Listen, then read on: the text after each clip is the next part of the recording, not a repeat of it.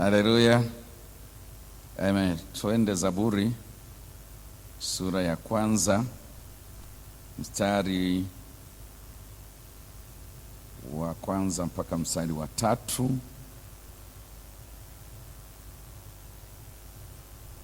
Baadaye tutaenda kwenye Kumbukumbu la Torati sura ya 11. Haleluya, haleluya. Heri mtu yule asiyekwenda katika shauri la wasio haki, wala wala hakusimama katika njia ya wakosaji, wala hakuketi barazani pa wenye, bali sheria ya Bwana ndiyo impendezayo, naye na sheria yake uitafakari mchana na usiku.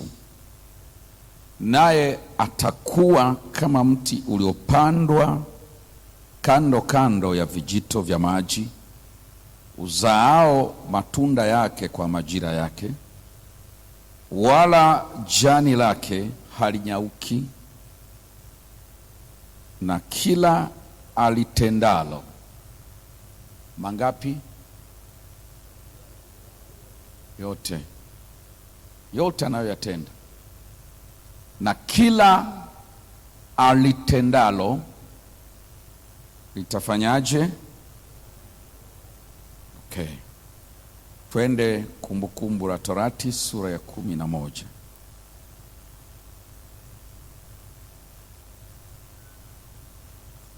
Tusome mstari wa 8 mpaka mstari wa 15. Biblia inasema, kwa hiyo yaangalieni maagizo yote ni waagizayo leo, mpate kuwa na nguvu. Mpate kuwaje? Mpate kuwa na nguvu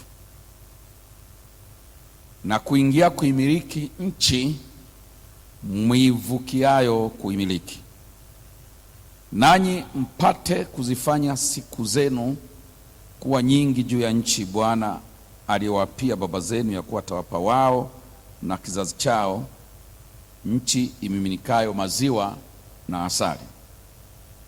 Kwa kuwa nchi mwingiayo kuimiliki si mfano wa nchi ya Misri mlikotoka, uliokuwa ukipanda mbegu zako humo na kuinywesheleza kwa miguu yako kama shamba la mboga.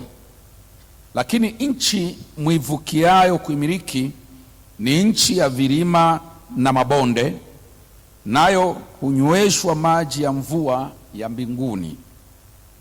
Nayo ni nchi itunzwayo na Bwana Mungu wako. Macho ya Bwana Mungu wako ya juu yake tangu mwanzo wa mwaka hata mwisho wa mwaka.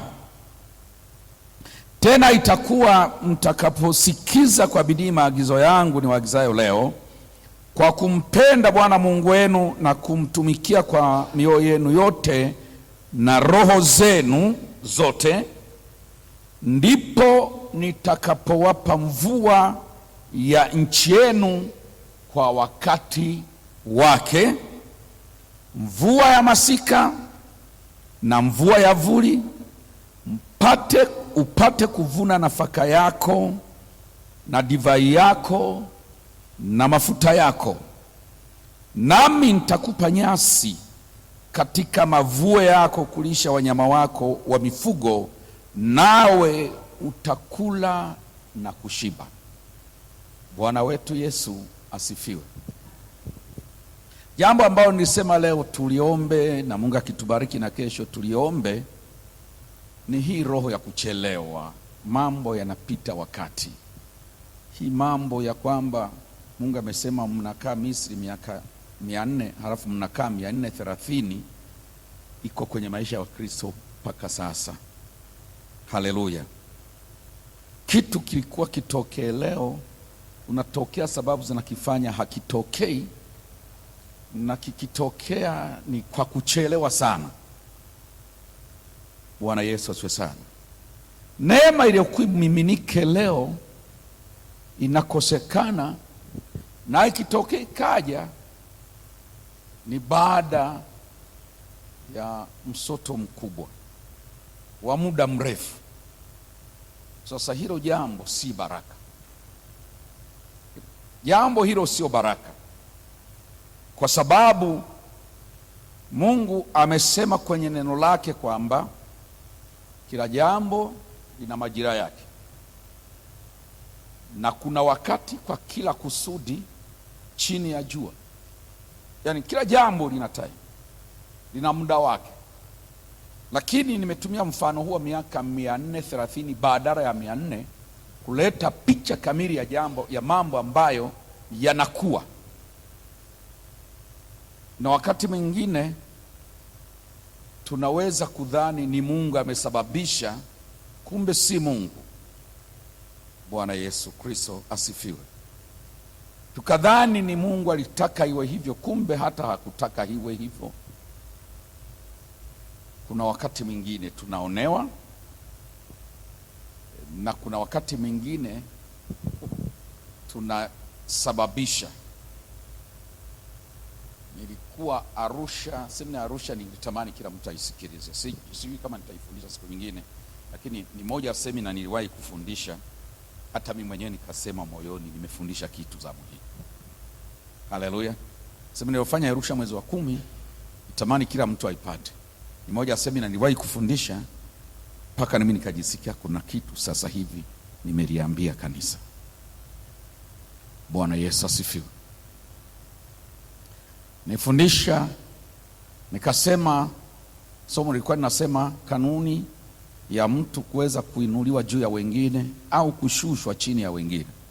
Nikazungumza kanuni kadha wa kadha, na moja hapo nilisema kuwa na maisha ambayo ndani mwake kuna vitu vinavyomvika laana. Nifundisha kwa njia ya maandiko na kwa kufunua maandiko kuonyesha kwamba baraka haiji kama tukio. Baraka mtu anavarishwa kuanzia kichwani mpaka mtu anatembea amevarishwa baraka. Na kama vile ambavyo mtu anaweza kutembea amevarishwa baraka, mtu pia anaweza kutembea amevarishwa laana. Maisha yake yanakaa ndani ya laana, amevaa laana, amefunikwa laana. Huyu mtu hata ikiwaje atashuka tu, atakuwa naenda na shuka. Na aliyevarishwa baraka hata ikiwaje, hata kipingwa vipi, atakuwa naenda na inuka. Haleluya. Hata watu wangeweka block ngapi njiani mwake asipite, atapita na atakuwa naenda na inuka. Hakuna kinachomzuia. Utakachomzuilia utaona ameshakuvuka yeye, yuko mbele yako. Utakachomfanyia hila sikipate, utashangaa amepata mara 10 ya hicho. Maneno utakayomlaani, utashangaa amebarikiwa kinyume chake mara 10 ya laana ulizosema, imekuwa baraka mara 10. Mtu aliyevarishwa baraka. Baraka ni uvuli juu ya mtu, na laana pia ni uvuli juu ya mtu. Mtu anaweza kutembea akaishi chini ya uvuli wa baraka, na mtu pia anaweza katembea akiishi chini ya uvuli wa laana. Haleluya. Na kwa hiyo Mungu anasema vyote hivyo viwili nimeviweka mbele yako, itategemea utachagua nini. Akasema nimeweka mbele yako baraka na laana, chagua utakachopenda, ila mimi nakushauri chagua baraka. Si ndio anasema hivyo? Chagua baraka. Bwana Yesu Kristo asifiwe. Kwa hiyo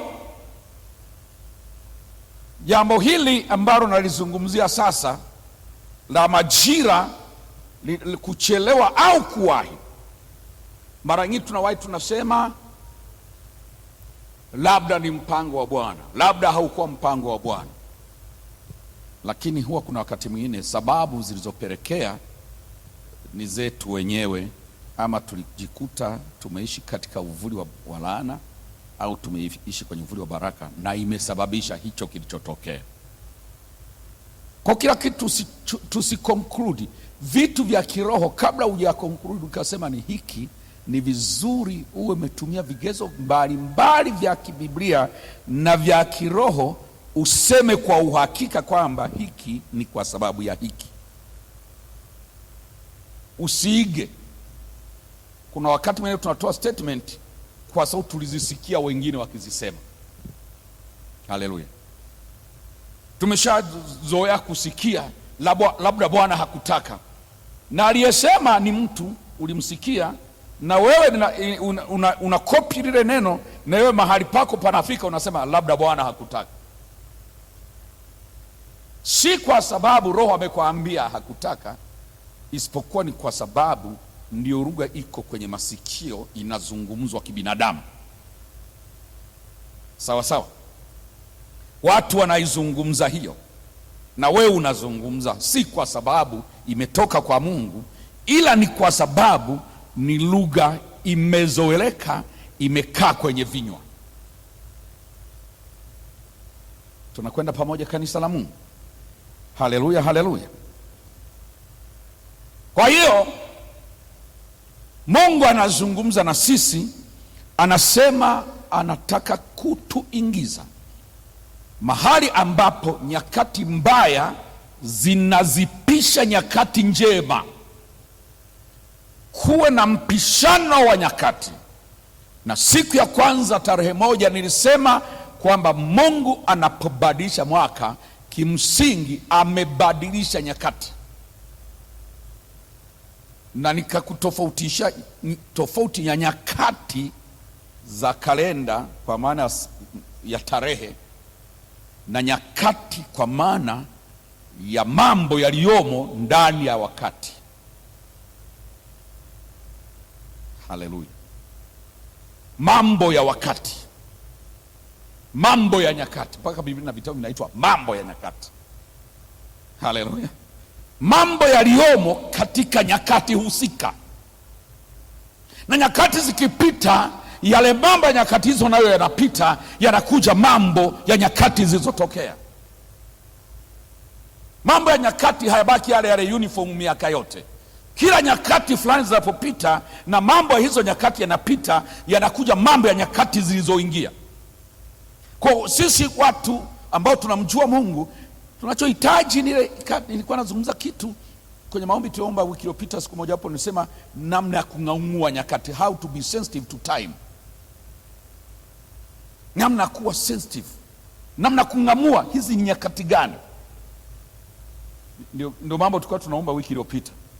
Namna ya kung'amua nyakati hizi. Sasa ni nyakati za aina fulani, za jambo fulani, za mambo fulani.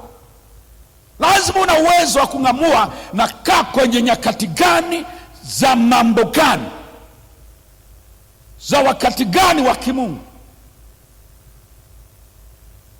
Haleluya, watu wa Mungu.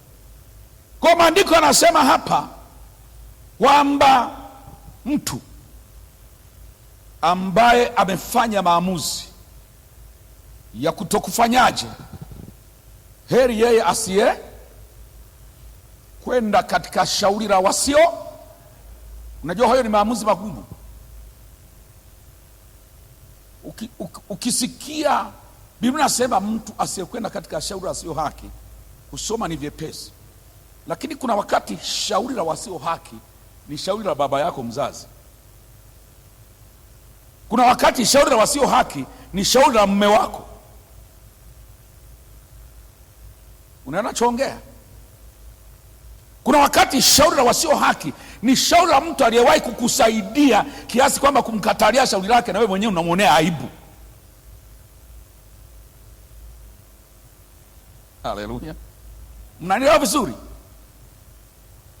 Kuna wakati shauri la wasio haki ni shauri la mtu ambaye anakuhusu, ni mtu ambaye mna undugu wa damu. ni ndugu yako wa damu, lakini anakuhusisha kushiriki shauri la wasio haki. Kwa ukisoma unaweza kudhani ni rahisi. Sio rahisi hivyo, ni maamuzi. Kutokwenda katika shauri la wasio haki saa nyingine kunavunja mahusiano, saa nyingine kunaweza kukatia dosari undugu. Haleluya. Kuna wakati shauri la wasio haki linataka likupe jibu la hitaji la kifedha ambazo una shida nazo kweli, na ni shauri pekee ukilifuata unapata hizo hera.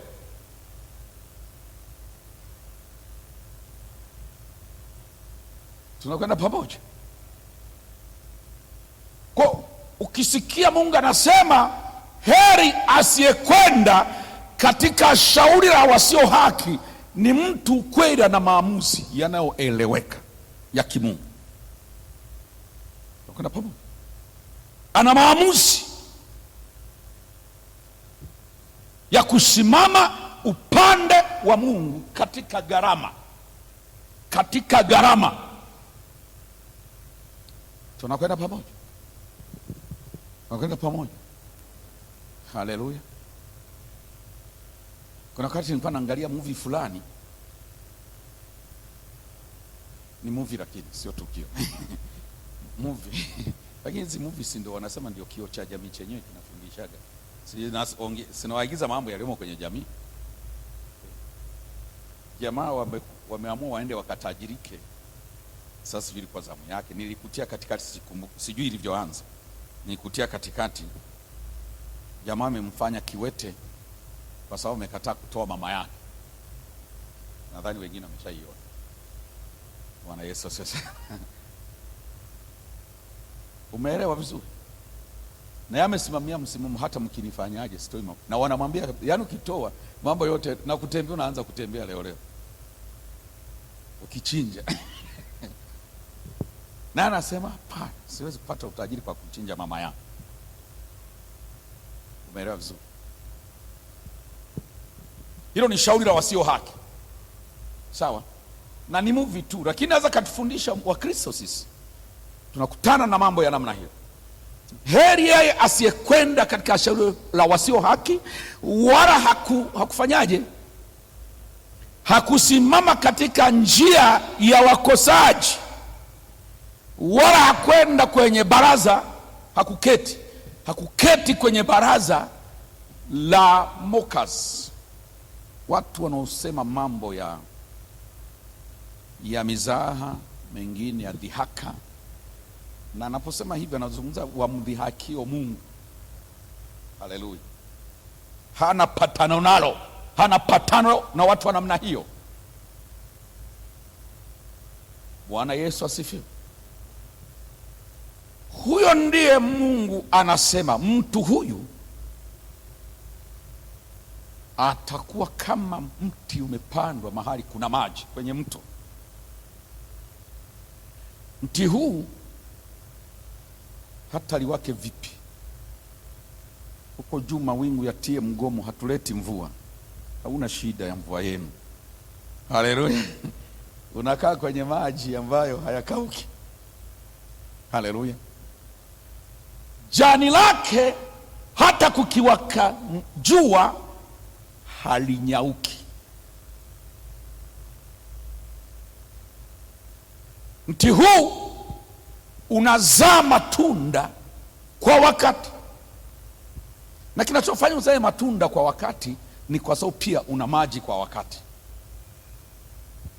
Ndio nimesema leo tunaomba kwamba Mungu atusaidie tuweze kupokea mvua yake kwa wakati, ili pia matunda tuyapate kwa sababu mvua ndio inazaa matunda, inasababisha mazao yanatoa matunda kwa wakati.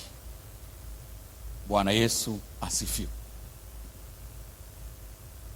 Akimaanisha matunda si matunda kwa maana maembe na mapapai, ni mambo anayoyafanya na matokeo anayoyatarajia. Akamalizia kwa kusema, kwa hiyo kila analolifanya, atakalofanya mtu huyu litafanikiwa. Kwa nini? Lazima matunda yake yazaliwe kwa wakati. Kila alifanyalo litafanikiwa. Kwa tunataka tuombe Mungu atuconnect na hii siri ya kufanikiwa. Na siri ya kufanikiwa tayari ameshaifunua, ni namna ni kwanza kutangulia kuishi maisha ya haki mbele za Mungu. Bwana Yesu asifiwe. Kwa kama tunaomba neema hiyo. Na utanishangaa kwa nini unaomba neema hiyo? Si tumeokoka? Si tunayo tayari? Ninyi wenyewe mnajua, moja na kuokoka. Kuna vitu vingi sana Mungu akiamua vifuatishe, ashukuriwe. Mungu alisema kwamba kama angekuwa anaangalia makosa singesimama hata mmoja. Inawezekana hata chakula wengine tungekuwa hatuna, kwa sababu namna tunavyoishi mbele za Mungu. Lakini kwa sababu haangalii makosa, tunaendelea kula. Haleluya. Angekuwa naangalia makosa, pasingetokea mtu akasimama. Lakini pamoja na rehema zake hizo, kuna vitu vingi, kuna viwango hatuwezi kwenda, kuna mahali hatuwezi kupokea, kwa sababu kuna maisha Mungu anatuconnect na baraka zake tukiyaishi. Kuna namna tukiwa, Mungu anatuconnect na baraka zake, anatuconnect na ushindi wake, na tukiakosa tunakosa ule muunganiko. Tunakwenda pamoja. Akiwa anavuka na wana wa Israeli kutoka Misri, anawaambia hivi, Kumbukumbu la Torati ile tuliyosoma. Anawaambia, kwa hiyo yaangalieni maagizo niwaagizayo leo, mpate kuwa na nguvu. Yani kuna maisha ukisha yaishi, you are just powerful. Yani una nguvu. Haleluya, haleluya, haleluya, haleluya. Yani hata shetani anakuogopa, yani hata mazingira yanakuheshimu. You are powerful. Unaelewa vizuri? Yana nguvu tu. Una nguvu kiasi kwamba upinzani usio mbele yako unakupisha bila kutarajia ulikuwa umekusudia kupisha, kwa sababu you are powerful. Sijui kama na Kiswahili kinachoelewa kwenye jambo hilo, watu wanaweza kuelewa ninachoongea. Ngoja nikupe mfano. Alienda ndugu mmoja anaitwa Isaka, akaenda kwenye nchi ya Wafilisti, Gerari. Kaka hapo alikuwa na safari yake ya kwenda Misri kutafuta chakula. Mungu akamwambia usiondoke hapa, paki hapa, nitakubarikia hapa. Wale wa Wafilisti mwanzo wakamwona wa kawaida, wakataka kuchukua mke wake. Kilichotokea wakagundua na nguvu. Haleluya, haleluya. Bwana Yesu sasa wakaamua kumpa na mazawadi na nini hapo, kama walivyofanyia baba yake kule Misri mwaka fulani, na yale walifanya hivyo hivyo, wakagundua ana nguvu, wakampa na mazawadi mengi. Bwana Yesu sasa. Kwa Isaka kakaa hapo, bila shaka wakampa na mashamba, wakampa na mbegu. Maana mtu kama ulienda unakimbia njaa, una mbegu, una shamba. Bila shaka walipogundua tunaishi na mtu ana nguvu, wakamgawia mashamba na mbegu za kupanda. Tunasema ule mwaka wenyewe, ule mwaka ule kila mahala alipanda kipimo kimoja cha mbegu, akavuna 100. Na wao wamelima hawajavuna hivyo. Wakagundua tunakaa na mtu mwenye nguvu. Haleluya, haleluya. Hivi kuna watu wanaelewa ninachoongea? Kuna watu wanatamani ninachoongea? Kuna watu hii inatafsirika kiroho ndani mwao, halafu inajenga shauku ndani mwao, inajenga picha kitu wanataka kupokea kutoka kwa Bwana. Haleluya. Akavuna mara 100, na wenyeji wakuta ambao wamelima kwa pamoja pengine hawajapata hata mara 2. Yeye anapata mara 100, kila mbegu yake anapata mara 100 kwenye kila mbegu. Hawajakaa sawa, akafuga. Sio kama baada ya mifugo alikuwa ametoka nayo huko alikotoka, lakini ufugaji wake ukastawi. Maandiko yanasema akawa tajiri wa ng'ombe na kondoo, akawa na watumwa. Baadaye wale watu wakagundua amekuja juzi, lakini mtu huyu ametupita kwa mbali. wakasema tukiendelea kukaa na mtu wa namna hii wote tutamezwa. Wakaunda kikao, wakajadili cha kufanya. Huyu mtu ana nguvu. Haleluya! Alipoingia tulimwona wa kawaida, lakini kumbe ana nguvu. Tukienda tuhakishe tunasema naye kwa adabu, ila tumwombe aondoke. Haleluya! Kwa wakamtembelea siku moja delegation na mfalme na wakubwa hivi wakaja kwa adabu, wakamtembelea, hodi, karibu, wakaonyesha pa kukaa. Vipi, shida yenu nini? Bila shaka ameshawapa maziwa hivyo na nyama na nini, wamekula hapo. Mwisho kawauliza, vipi, mbona mmekuja wengi hivi? Ni salama? Tumekuja tu, tuna neno tu dogo tu.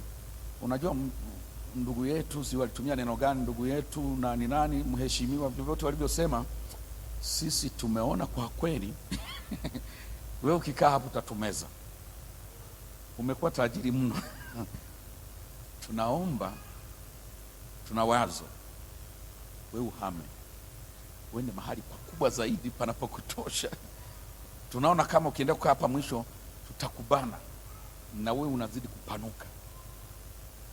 Kaelewa, hawa ndio wananifukuza hivi. Bwana Yesu asifiwe sana. Wakamwambia ondoka kwetu, na wakatoa na sababu, wakasema kwa sababu wewe una nguvu kuliko sisi. Sasa Biblia inasema kwa hiyo yaangalie maagizo yote ni waagiza hivi leo mpate kuwa na nguvu. Nataka hapa kwenye maombi haya atokee mtu eneo lake la biashara atakuwa na nguvu, kazini kwake atakuwa na nguvu, ofisini kwake atakuwa na nguvu, kwenye huduma yake atakuwa na nguvu, kwenye mtana uishi atakuwa na nguvu, na kwenye kila ugusa atakuwa na nguvu. Mpaka watu wa Mungu wawe na nguvu. Kanisa hapa limesimama hapa liwe kanisa lina nguvu. Hata hivyo lina nguvu, yaani kwenye hiyo sina hata wasiwasi, ila tunataka ziongezeke. Haleluya, haleluya, haleluya, haleluya, haleluya, haleluya. Waseme ana nguvu. Lakini akasema siri ni hapa, wewe shika tu haya ninayokuambia. Ndivyo Mungu alivyowaambia. Kuna mambo niko nawaambia, akasema hakisheni mnazingatia haya na kuyashika, mtakuwa na nguvu. Na si ndio haya niko nawaambia? Ni haya niko nawaambia. Ni haya Mungu alinituma kuja kuambia kwenye maombi haya. Ni haya mkiyazingatia mtakuwa na nguvu. Bwana Yesu asifiwe sana. Upate kuwa na nguvu ili upate kumiliki nchi unayoivukia. Upate kufanya siku zako kuwa nyingi katika hiyo nchi, kwa kuwa nchi mwingiayo si mfano wa nchi unayotoka. Na mimi ndicho nachosema, mwaka 2026 tunaovukia si mfano wa 2025. Si mfano. Nyakati zinapopishana, wakati huu unapoondoka, wakati mwingine unaoingia si mfano wa huu unaoondoka, si mfano wake. Akawaambia nchi mnayotoka na mnayoingia havina ukaribu, wala msijaribu kufananisha, kwa sababu sio mfano wake. Nchi mnayokwenda, akawaambia najua mnajua Misri, najua mekaa mno, najua kuna vitu mnapenda kule Misri, lakini nataka kuhakikisha nchi mnayoenda sio mfano wa hiyo nchi, sio mfano wake. Mimi nataka ni watazamishe, wapate watu wachache wapate macho ya kiroho, waone season ya kimungu, waone msimu wa kimungu, waone majira ya kimungu, waone afanyacho Mungu, halafu waanze kuona kwamba si mfano. Wakiona hivyo, imani yao ikamate jambo hilo, iwaamlie mwelekeo wa kuishi na kutenda kwao, iwaamlie mwelekeo wa kuamini kwao. Si mfano. Akamwambia mliotoka ile mvua mlikuwa mnalima na kumwagilizia kama bustani ya mboga kwa miguu, lakini ile mnayoiendea inapokea mvua ya mbinguni. Hivi kuna watu wanajua kwamba mvua hii tunapokea haitoki mbinguni? Kuna watu wanachosema, unajua ukisikia mvua unaweza kudhani ni mvua hii ya maji. Kuna mahali inanyesha mvua ya maji, lakini kilichojaa ndani ya mvua ya maji ni nguvu ya baraka inayotoka mbinguni, na wengine ni maji matupu. Sana sana utaishiwa baridi na mafuriko. Anaita mvua ya mbinguni. Ukishasikia mvua ya mbinguni, uone zaidi ya maji haya yanatoka hapo angani, kwa sababu haya maji ya angani haya actually yametoka duniani. Ni maji haya mito hii, jua likiwaka maji yanapata joto, yanatengeneza mvuke unapanda kule juu, unakutana na baridi, unaganda, unatengeneza mawingu, inaeremewa, maji yanakuwa mengi ndani ya mawingu, hewa haiwezi kuendelea kuyabeba tena, inabidi yanayozidi yaachiwe, ndio mvua imenyesha hivi. Sasa Mungu anazungumza mvua ya mbinguni, sio ya angani. Naambia hatuongelee ya angani, tuongea ya mbinguni.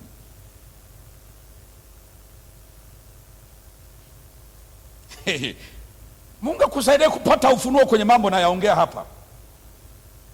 Hayo mambo ndio Isaka aliambia Yakobo, alisema Mungu wangu akupe ya umande wa mbinguni. Akupe, anambariki Yakobo, anamwambia Mungu akupe umande. Mara anamwambia there shall be no dryness on your life. Hakuta kuwepo na ukavu wala kukauka wala kukaukiwa.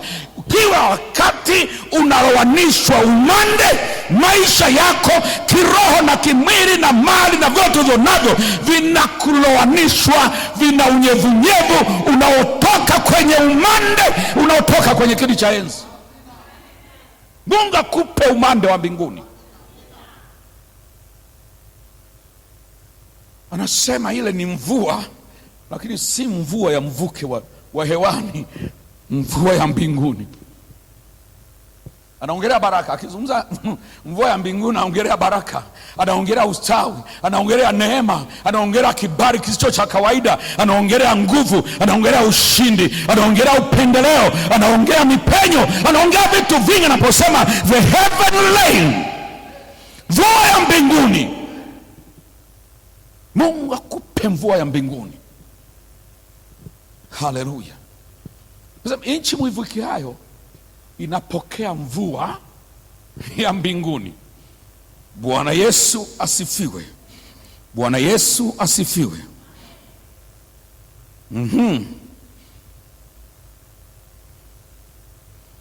Mstari wa 12, nayo ni nchi inayotunzwa na nani? Na Bwana. Mstari wa 12, nayo ni nchi itunzwayo. Mungu akusaidie. Mungu alisaidie kanisa hili. Mungu awasaidie wote wanaosikiliza kwenye mahubiri haya. Mungu asaidie wote wanaofuatilia maombi haya. Mungu asaidie wote waliungana nasi kwenye maombi haya. Anasema Mungu anaitunza. Yaani utaingia kwenye majira ambayo Mungu anayatunza, kwenye wakati ambao unatunzwa na Mungu. Haleluya. Kwa maana hiyo hata angetaka kuzigeuza kwa nyakati mbaya, hataweza. Anadili na mtu ambaye wakati alioingia unatunzwa na Mungu. Kwa nyakati zimebadilika, zimekuja nyakati njema, na si tu zimekuja, Mungu anazitunza zisiondoke, anazitunza zisibadilike. Nyakati ambazo zimekuja na Mungu anazitunza. Ingia katika nchi ambayo inatunzwa na Mungu, na macho yake ya juu ya hiyo nchi, tangu mwezi wa kwanza mpaka mwezi wa 12, yani tangu mwanzo wa mwaka mpaka mwisho. Jamani, mnaelewa? Lakini mnaelewa? Lakini wangapi wako tayari? Wangapi wana imani hiyo?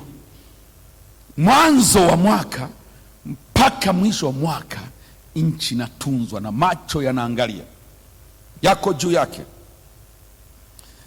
Na anasema utakaposikiza sasa haya maneno ninayokuagiza leo, ndipo nitakapowapa mvua ya nchi yenu kwa wakati. Umesikia tofauti hayo maneno? Anaanza anasema nakupa mvua ya mbinguni, halafu huko anasema sasa kwa sababu hizo nitakupa ile mvua ya nchi yako. Sasa hayo ni maneno mawili tofauti. Kuna mvua ya kwanza ni mvua ya mbinguni. Sasa hii mvua ya kawaida ndio anaisema mvua ya nchi yenu. Kuna mvua ya mbinguni, halafu kuna mvua ya nchi yenu.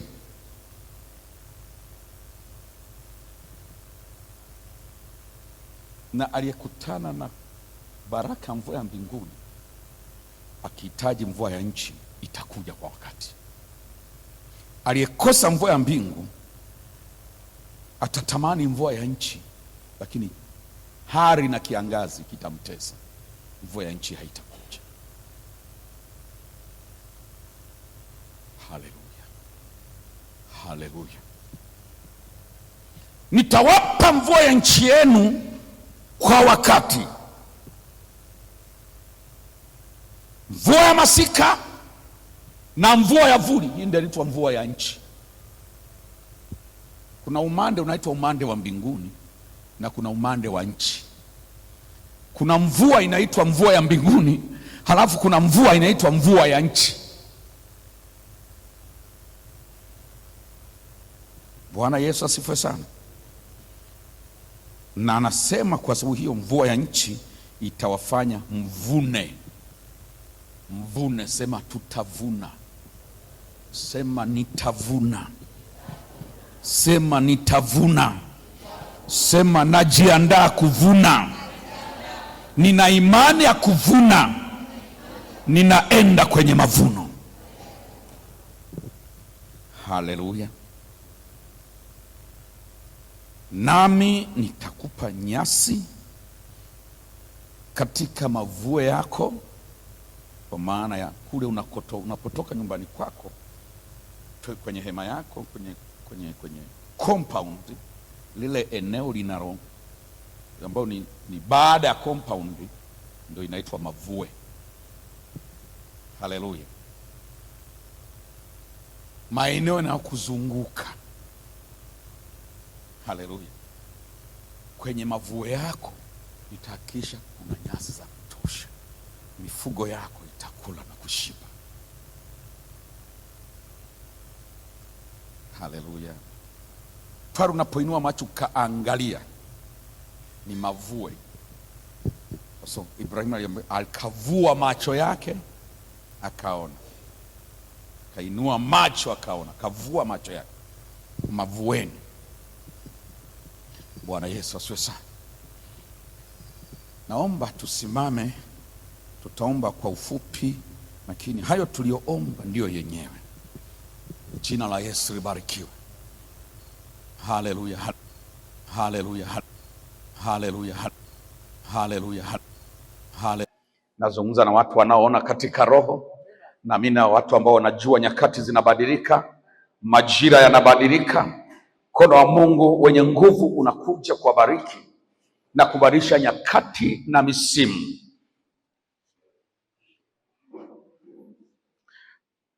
Inua mikono yako uweponi mwa Mungu.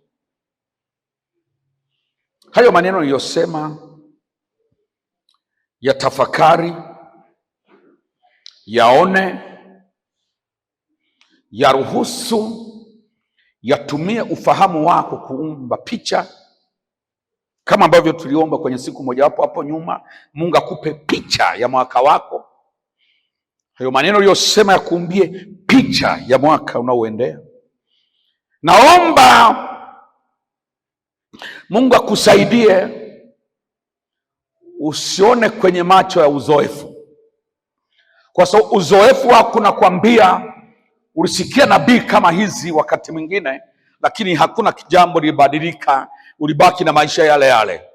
Naomba Mungu akusaidie ufahamu wako uhame kwenye uzoefu, uhame kwenye pale ulipowahi kuishi na kukaa, uende katika mahali Mungu anakaa, na halafu uone katika ukubwa huo wa huyu Mungu.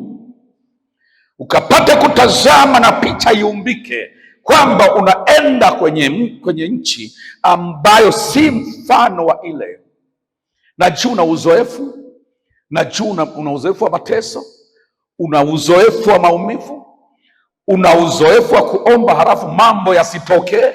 Najua kama picha inaendelea kutengenezwa, omba sasa neema. Mungu amesema muda utakapofika wa hizo nyakati na muda, pengine hutahitaji hata kutumia nguvu nyingi kuziomba. Zitategemea wewe umesikilizaje maagizo haya. Anasema wewe kazi utakaofanya utasikiliza na kuzingatia maagizo haya ni kuagizayo leo, na halafu kwa namna hiyo hiyo nitakuletea mvua inayonyesha kutoka mbinguni, itanyesha juu yako. Na hiyo mvua itanyesha kutoka mbinguni itasababisha usikose mvua za vuli na za masika kwa wakati wake, na hizo mvua za mavuli na masika zitakupa matunda yako kwa wakati wake. Kwa hiyo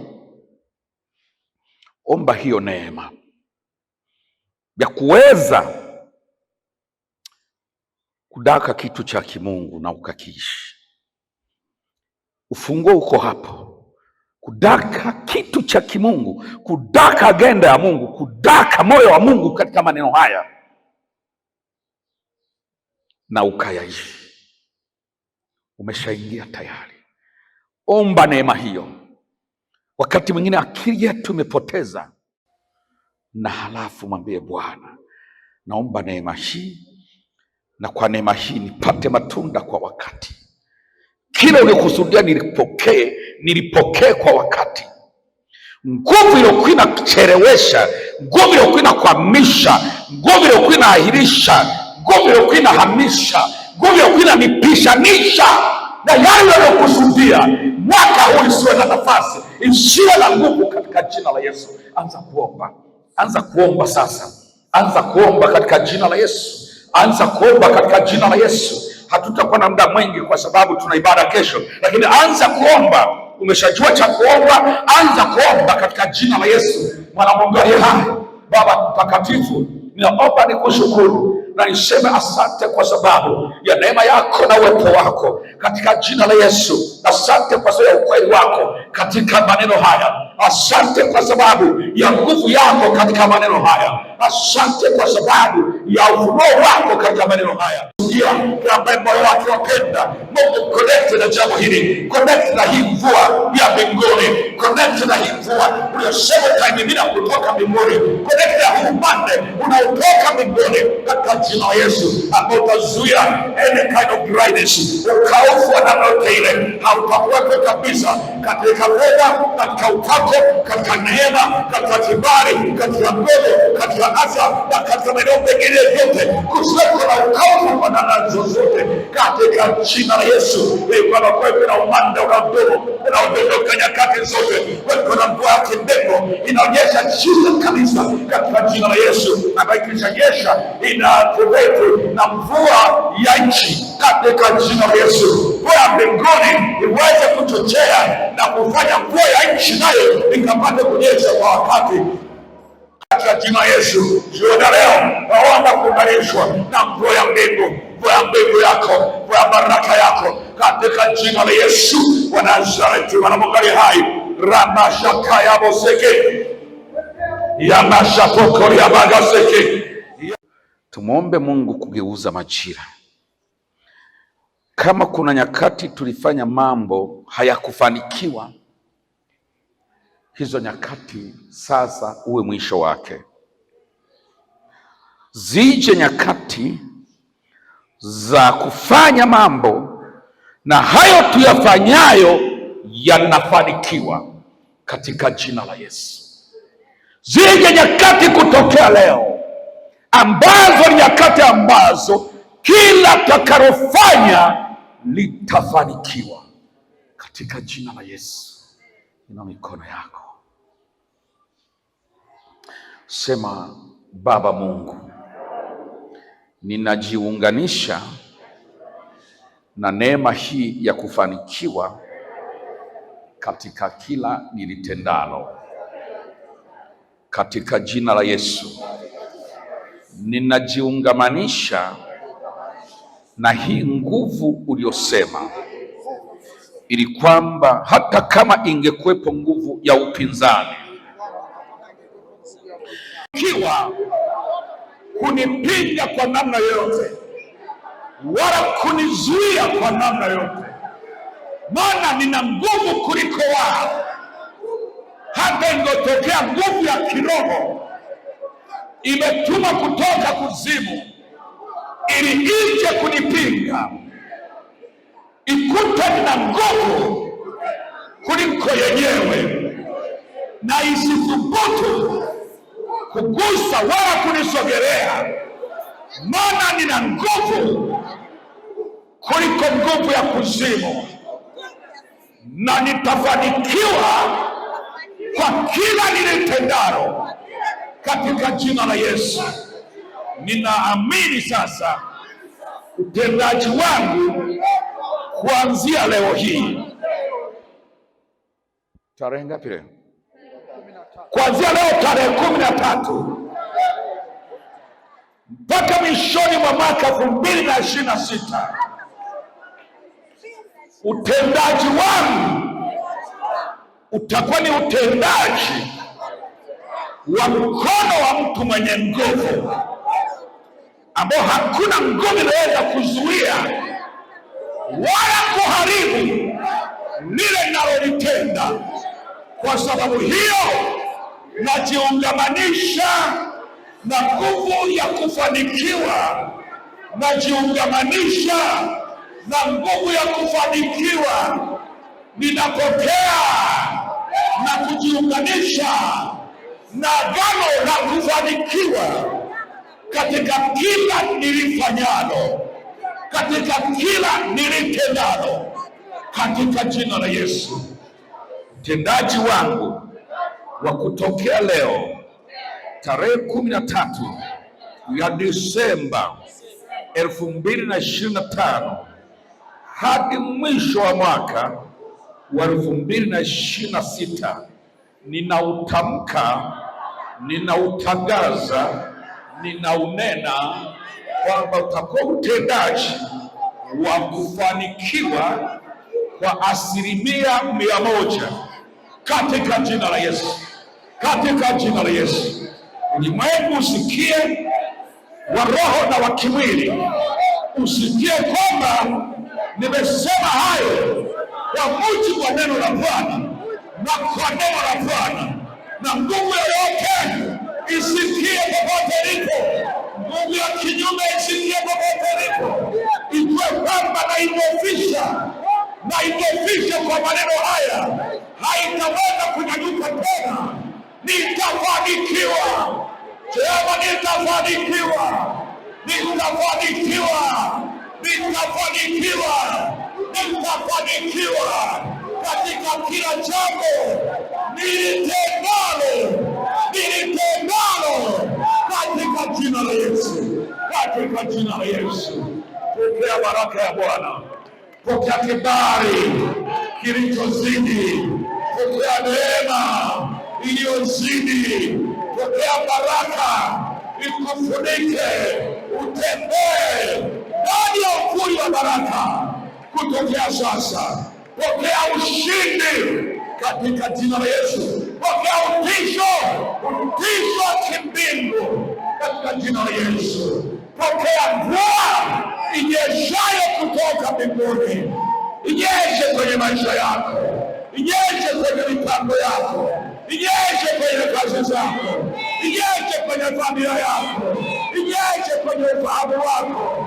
Mvua ya baraka inyeshayo kutoka mbinguni, inyeshe sasa, inyeshe sasa, inyeshe sasa juu yako, inyeshe sasa juu ya kanisa la Bwana, inyeshe sasa katika jina la Yesu, katika jina la Yesu, katika jina la Yesu. Sema amina na amina, sema amina na amina.